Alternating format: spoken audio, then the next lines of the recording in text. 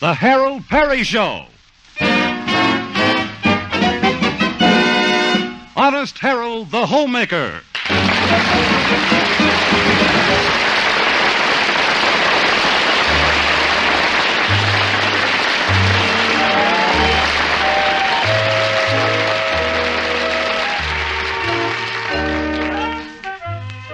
The town of Melrose Springs boasts one radio station and one newspaper, both owned by an old boaster named Mr. Carruthers.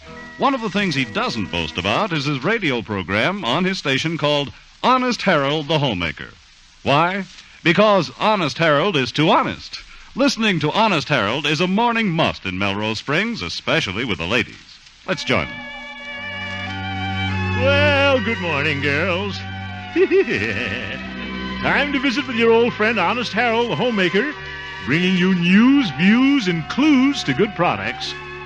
As usual, that's Home on the Range, our theme song, and now we're going to start cooking with gas. Well, I made a funny. I have a very important announcement to make later in the program that concerns all of you, so please stand by, girls. But first, let's dip into our mailbag, huh? Well, here's a letter from a listener in Charlieville.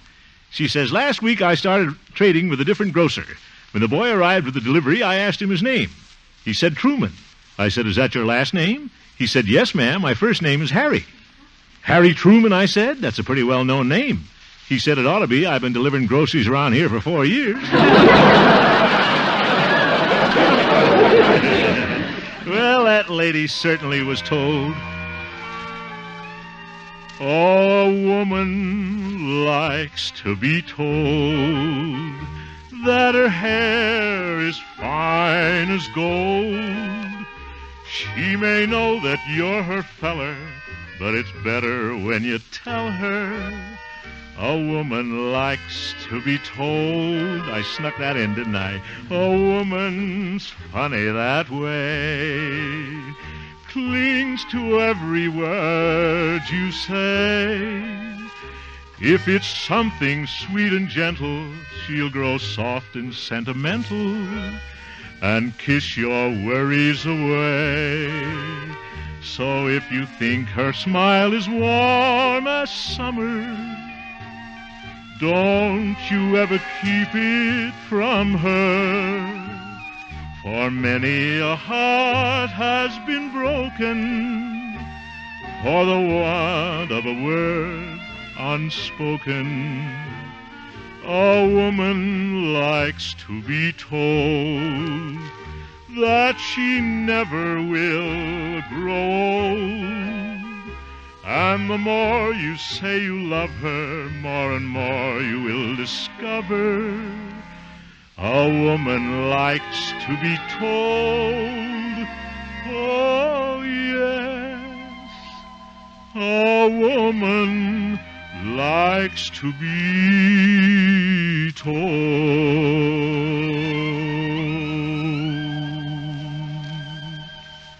And now, girls, let's get serious for a moment. 2 weeks ago, a very high-pressure salesman sold me on the idea of introducing a new shampoo product on this program. Because it was new and not fully tried and tested, I asked all you ladies to accept a free sample from the manufacturer and then report to me. Since then, I've had numerous complaints on the product from you girls, and I'm canceling the account. I may get into a little trouble about this, but I want you to know that Grandma Llewellyn's liquid lather shampoo will never be mentioned on this program as long as I have anything to say about it.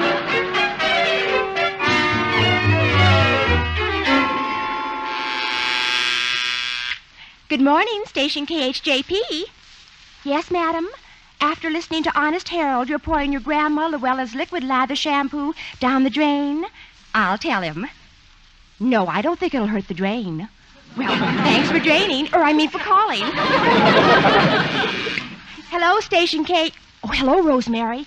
Little old Gloria was just about to call you. Did you hear Honest Harold's program this morning? Well, he just went off the air, and between you and me, it's liable to be for the last time. Boss Carruthers called his nephew, Mr. Peabody, and now Mr. Peabody is going to call Harold, and... Oh, Here comes Harold out of the studio. I'll call you back. Well, good morning, Glory. Did you hear my program this morning? Yes, I did, Mr. Hemp. And Mr. Peabody heard it, too. He was eating his breakfast at the time. Oh? He choked on his yogurt. He did?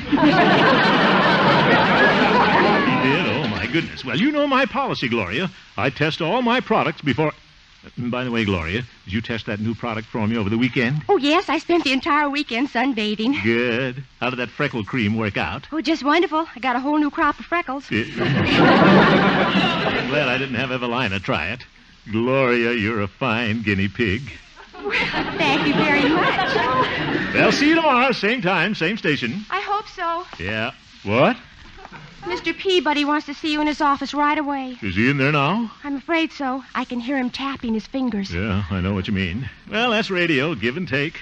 Only so far I haven't found many who'll take what I've got to give. Well, keep your lines crossed, Gloria. Don't I always? Good luck. Yeah, thanks. She's a nice kid. Well, here goes nothing. Maybe I was a little hasty about canceling that shampoo account. I don't know, though. My listeners objected to the stuff. Besides, I tried it and took all the wave out of my hair. No, sir, my head tells me I did the right thing. And if big shot Stanley Peabody so much as raises his voice to me, I'll... Oh, hello, Stanley. Well, thank you for opening the door. Come in. Oh, thank you. I'm glad you're in such a jovial mood. Mm-hmm. It may help you digest what I've been discussing with my uncle, Mr. Carruthers. Sit down. Oh, thank you. New furniture, eh? Nice. Yes, look about you. This fine radio station. Thousands upon thousands of dollars were spent erecting these handsome studios. Cheap cement. The finest electrical engineers designed our powerful transmitters. Mr. Carruthers even hired me at great expense to run the organization. Relative. You come along and nullify it all. Nullify? Now hold on. You're the one that had better try to hold on to your job. You're on probation. Probation? Yes. You've gone about as far as you can with your idiotic ideals of honesty, and it's got to stop. Stop! Do you hear? The only way I could hear it any better is if you were sitting in my lap.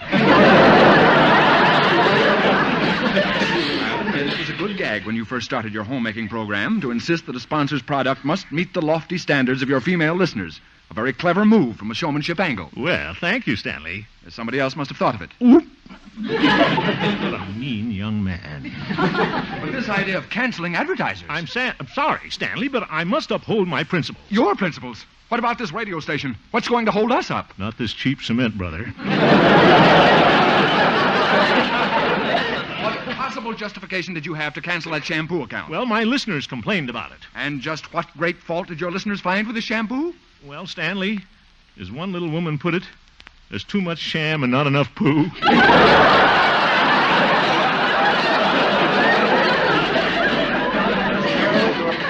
Carruthers very angry. You're making me very angry, too. You ruined my breakfast this morning. I'm sorry you choked on your yogurt. Please. Instead of wasting your time testing products, why don't you do something constructive? Well? If you have to crusade, go after something worthwhile, such as lowering taxes. Are taxes too high? Or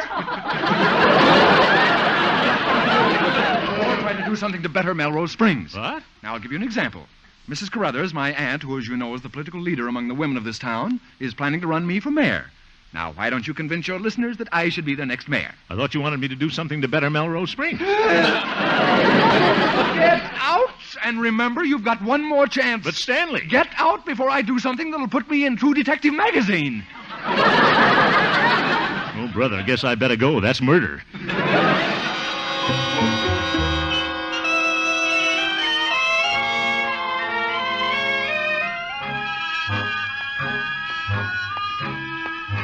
True Detective magazine.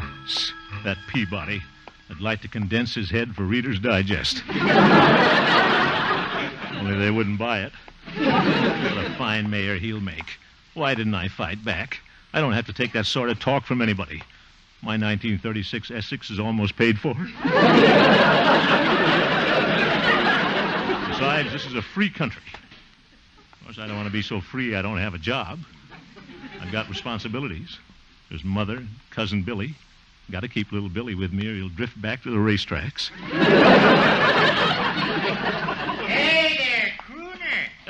Oh, hello, Doc. Talking to yourself, weren't you? Yeah, that's better than talking to some people I know. Always did prefer animals to people. Yeah, I know that, Doc. Fact is, that's why I became a veterinarian instead of an MD. Oh? Animals are more considerate. Huh?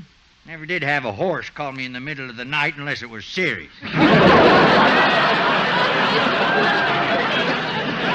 you're wonderful, Doc. Can I drop you any place? Well, I'm heading home. Well, fine. Hop right in, then, huh? Yeah, I just came downtown to get some dog biscuits. Huh? Have one? Yeah. You better take two. They're kind of small. Yeah. No, thanks. Oh, but they're cram full of vitamins. Huh? Yeah, they don't crackle or pop, but they got plenty of snap. Doc, don't tell me you eat those things. No. I just give them to my dogs. Huh? It's the only thing that'll keep them from barking during your radio program. I'd like to put some of those dog biscuits in Stanley Peabody's yogurt. Maybe to keep him from barking. You and Stanley don't get along too well, do you? Well, Not many fellas do when they're in love with the same girl. I guess not. If Stanley could get me out of the way, Doc, he'd probably marry Evelina. Can't understand what you two see in that niece of mine. All she is young and pretty. Yeah, she's beautiful. Well, all us Yanceys are. Tell you that she's domineering, though. Why, she even tells old man Carruthers how to run his newspaper. If I had a secretary like that, I'd marry her if she'd have me. I don't know. She's taking care of me, the twins, and all the stray dogs and cats I'm treating. I don't know. She's got room for one more. Oh? What? Besides, my nephew from Cleveland's planning to visit us. Oh? No, he's quite a fellow, that boy. Yeah, makes $45 a week when he's not striking.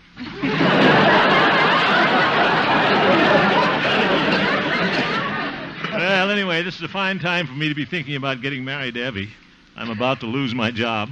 What, again? Yeah, serious this time. In fact, Mr. Carruthers had Stanley put me on probation. You're too honest, eh? Well, Yeah, I remember it's given you trouble all your life. they think I should forget about testing home products and get behind a project to make the town better. Yeah, Boss Carruthers would like that, seeing as how he owns most of the town. What you slowing down for?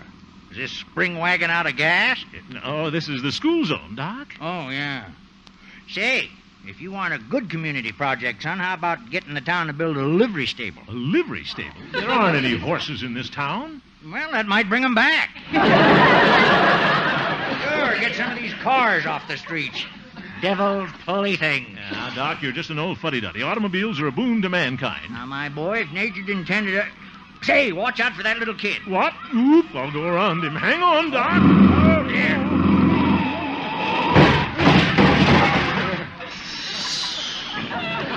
Made it. Where are we? Up on the curb, and only 3 tires left. Certainly close, Doc. Look at that little scallywag run for the schoolhouse. I'll bet he's scared. He's scared. You know, Doc, there ought to be a policeman on this corner. Say, I'm getting an idea. Now, let me out. I'm getting a horse.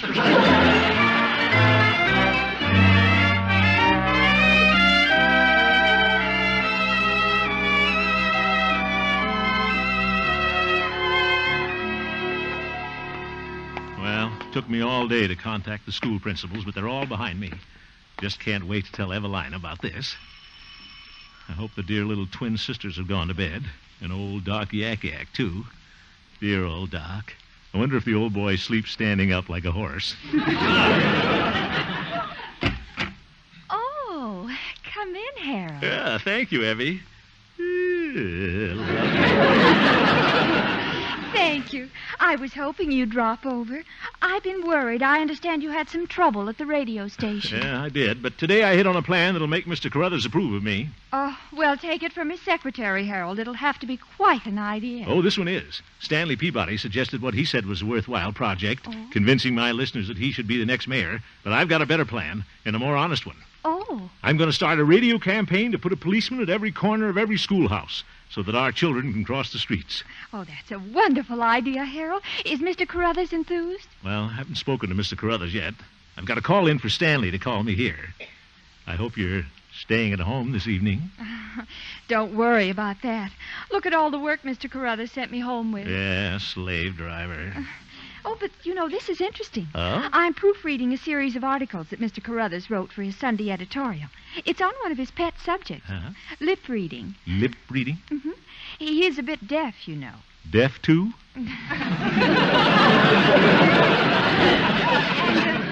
I discovered that you can learn a lot about people by watching their lips. Well, a fella doesn't like to just watch some lips. Yeah.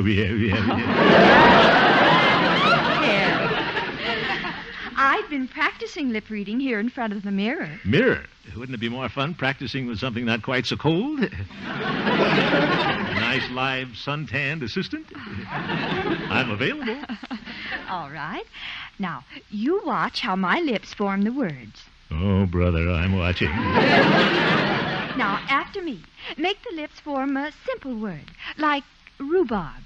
Rhubarb. No, don't try to spell the word. Huh? Just say it, naturally.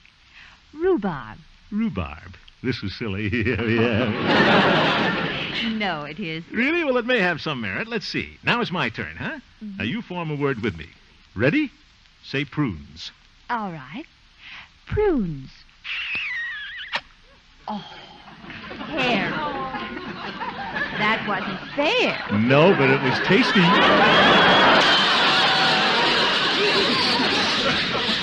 You shouldn't have kissed me. Well, you shouldn't have said prunes. You were irresistible. Evie, Yes? it's strange that lip reading should make me think of marriage. But now that I'm sure of my job again... Oh, that must be Stanley now. Yeah, it would be. I'll get it. Hello? Is that you, Hemp? Did you call me? Yes, I did, Stanley. I've taken your advice. Oh, really? Uh-huh. Your suggestion about crusading to better Melrose Springs? I want you to tell Mr. Carruthers about it. Well, I certainly will.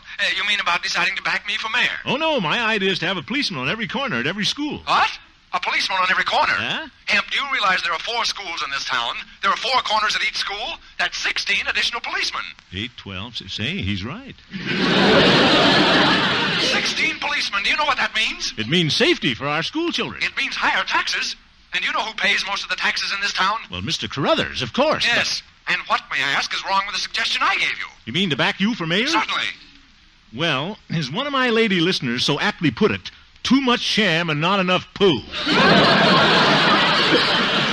That did it? Huh? To coin a phrase, my dear boy, you've reached the end of your rope, Hemp. Hey, that's pretty clever. What? You're fired. Fired, but Stanley. I guess he didn't like my idea. Are you finished, Harold? Yeah, I'm finished. In more ways than one. Well, Mother always said, it's important to have an open mind, but maybe I've got a hole in my head.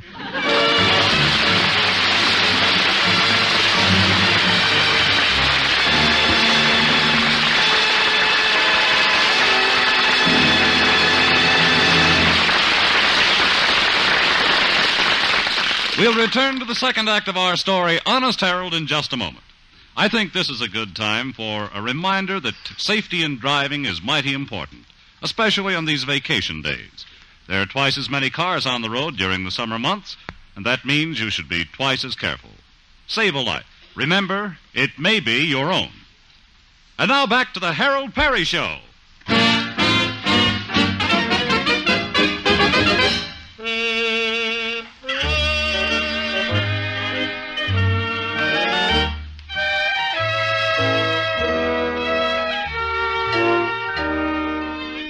We're back in Honest Harold's hometown, Melrose Springs. It's the next day, and we find ourselves at the radio station.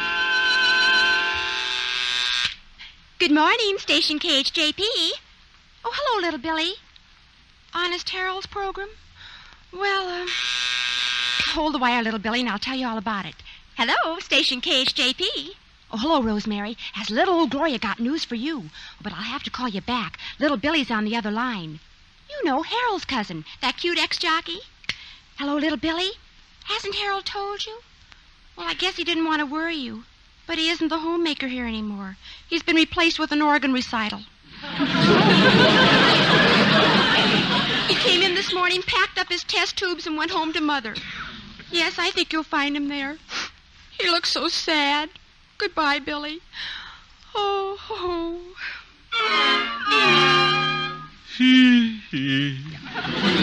Now, Harold, stop worrying. Everything happens for the best.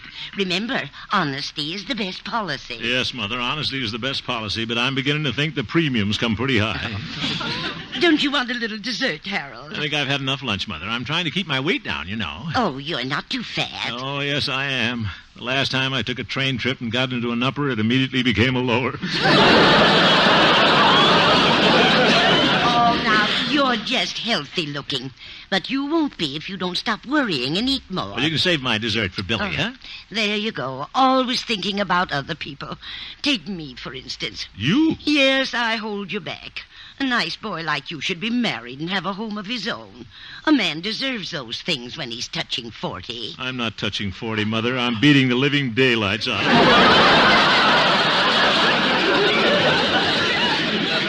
Besides, Mother, I couldn't do without you. You know I'm a tosser who'd sew the buttons back on my pajamas. Well, I'm off. Where? You haven't a program anymore. Oh, I found a program, Mother. I'm going down to the Hoover School. If the city won't hire extra policemen, I'll direct traffic there. Oh, that sounds wonderful, my boy. But here, if you're going to school, I'd better wrap up your dessert. But, Mother... Now, Harold, remember how hungry you always got when you went to school. Here's your pie. Pie? Yes, lemon chiffon. But, Mother, remember my diet. Lemon is on your diet. Lemon is... Yes, you win, Mother. I'll take the pie.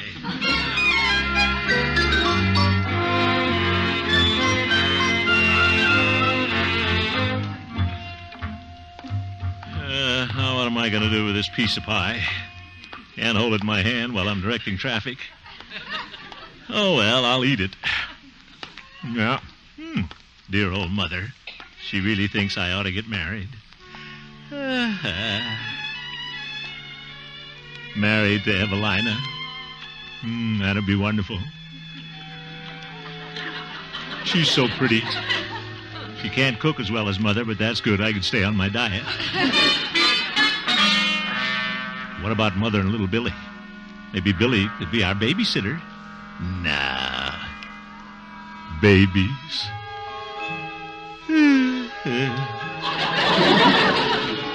I don't want a large family. 5 would be enough. But here I am dreaming again. Haven't even got a job. Probably have to leave Melrose Springs and be a test pattern. Evelina will probably marry Stanley Peabody. Well, he's going to be mayor. She'd like that. Mrs. Mayor Peabody. Oh, brother. Hey, Harold. Uh-oh, little Billy. I don't want to see him now. I'll walk faster. Hey, where are you off and running? Oh, hello, little Billy. I didn't see you. I'm not myself today. Let me be the first to congratulate you. No, Billy. What's this I hear about you being scratched? Scratched? Yeah. Declared. Fired. Yeah. Billy, must you always use that racetrack lingo? You got everybody in this town doing it. Sure. I'm getting to be a favorite. There you go. If you want me to take care of this Peabody, I'll put a burr under his saddle and ride him into the rail. Now, Billy, you promised me when you came to live with us here in Melrose Springs that you wouldn't get in any trouble. But you got a lot of good races left in you, cuz. I ain't letting them send you to the glue factory. Now, Billy. Come on, we'll fight Carruthers and Peabody. You and me. We'll pool our forces. Excuse me, Billy, but that's no pool. That's a bird bath. I'll admit you're no 2-year-old, Huh? but I can put you in shape. We'll start with early morning workouts. What do you think I am, a horse?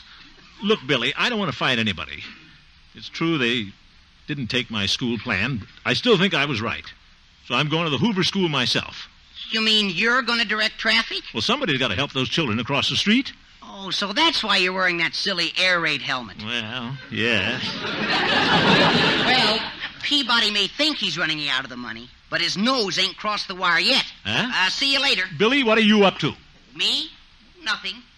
Excuse me. I got to see a horse doctor about a stubborn mule. Horse doctor about a mule? Oh, well, that sounds logical.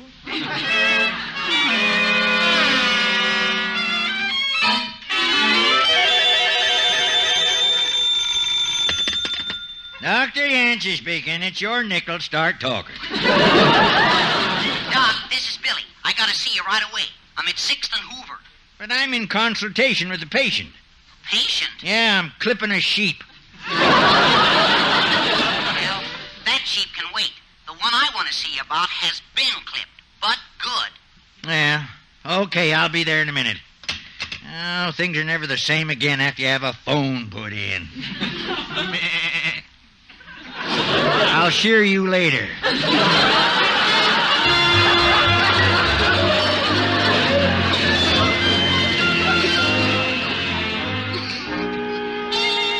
All right, come along, children. Scoot across while I have the car stopped. Now, don't stand there looking at me. Come on, scoot. Look, Sunshine, there's Honest Harold. Yeah. Hello, Honest Harold. Well, the Yancey twins. Hello, Tempest and Sunshine. Harold, you shouldn't stand out in the middle of the street like that. You'll get hit. Well, I've been out here 15 minutes. I haven't been hit yet. What are you doing? Trying to collect your insurance because you lost your job? What? If he is, Tempest, don't tell anybody. He's our friend. Do you think you'll collect enough money to marry Evie? Now, girls, you run along home, Debbie. Besides, you're holding up traffic. Scoot across. I've got to let this hot rod by. All right. Goodbye, Honest Harold. Goodbye. Cute kids. All right, you and that hot rod, and proceed with caution.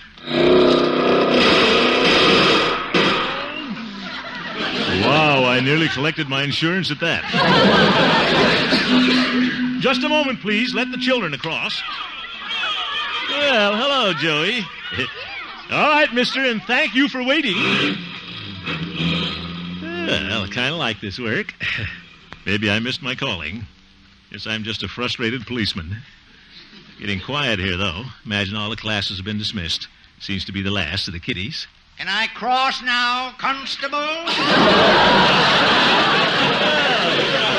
Doc. How are you? How you getting along with your new job there? It's a bigger one than I thought it was going to be. I think I need a whistle. Well, if you wait till that new third-grade teacher walks by, I'll whistle for you. Now, Doc. In the pucker there, wasn't it? You remember your age, Doc. Oh, I never have to. Everybody else does. Anyway, the children have all gone home, and I think I'll go, too. Oh, now, wait a minute, Harold. I just got here. Why don't you stick around a while? You know, show me your stuff. No. I'm all finished here. Well, there may be another kid or two around playing behind the schoolhouse. I don't think so, Doc. Well, besides, isn't this about the time that Mrs. Carruthers drives Stanley Peabody up to the house to make his daily report to the old man? Well, yes, it is nearly 4 o'clock, and they do it every day. Well, if I was you, I'd stick around and let Stanley see you donating your services to the town like this. Why, it'll make him mighty ashamed. I doubt that. Anyway, let's let bygones be bygones. Well, you stick to that attitude, and it won't be long before you're going bye-bye. Hey, who's that upstart in that station wagon? It looks like Mrs. Carruthers' car. Yeah, she's traveling pretty fast. Yeah, too fast. Look at that child in that cowboy suit. Where did he come from? Say, he's going to run across the street. You can't see on account of that big hat he's wearing.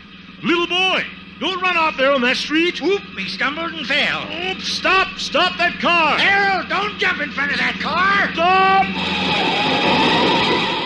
Oh, brother, that was close. Is that you, Mr. Hemp? Yes, Mrs. Carruthers. Is the child all right? Yeah, he's okay. Look at him streak through those bushes. Hemp, what are you doing standing out here in the middle of the street? What does it look like, Stanley? I've been directing traffic. Yeah, somebody's got to do it. Oh, Mr. Hemp, how can I ever thank you? You've kept me from hitting that youngster. Well, that's why I was here. This is a dangerous spot.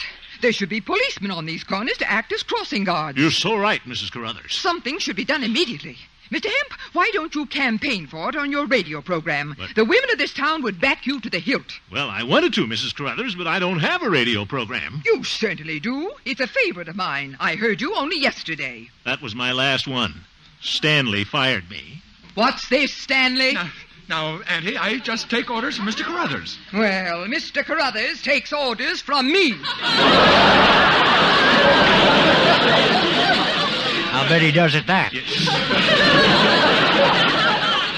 Mr. Hemp, you've been rehired. I have? Yes, but it may not be for long. It won't? For a long time now, we've needed an honest man in Melrose Springs. One who is interested in our city and our children. When the women voters of Melrose Springs meet tomorrow, I'm going to submit your name for mayor. Me? Mayor? Sinatra, here's your boy, man. Andy, I thought you were going to support me. We support you anyway. Oh, that's a corker. Please, Doc, but Mrs. Carruthers, do you really think I'm qualified? I don't think I want to be mayor. Don't argue with me, young man. You're as good as elected. Yep. Stanley, close your mouth and let's go home. Right, Auntie. Goodbye, Honest Harold. Goodbye, Mrs. Carruthers. Well, isn't she sweet? Well, that turned out slick, didn't it? Doc, it couldn't have been planned better. Yep. What'd you say? You can tell little Billy to come out from behind those bushes now.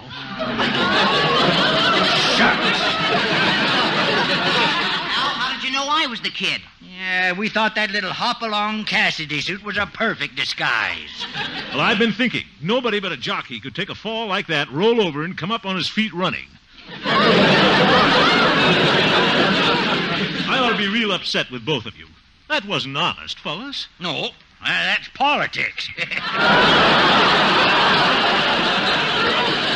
us behind you, you'll be mayor before you know it. Now, wait a minute, fellas. Honestly... I'll handicap him for first place anytime, even with all that weight he carries. He's going to be hard to handle. Honest boy, though. Mayor, eh? Well... Good night, voters.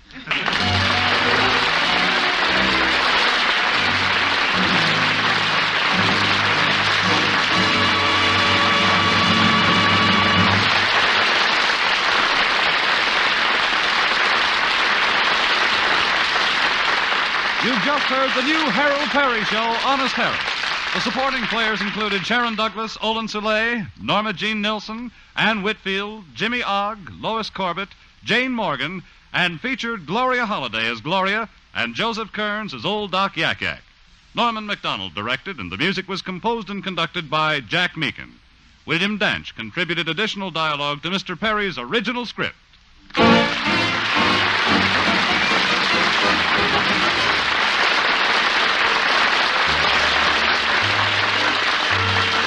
This is CBS, the Columbia Broadcasting System.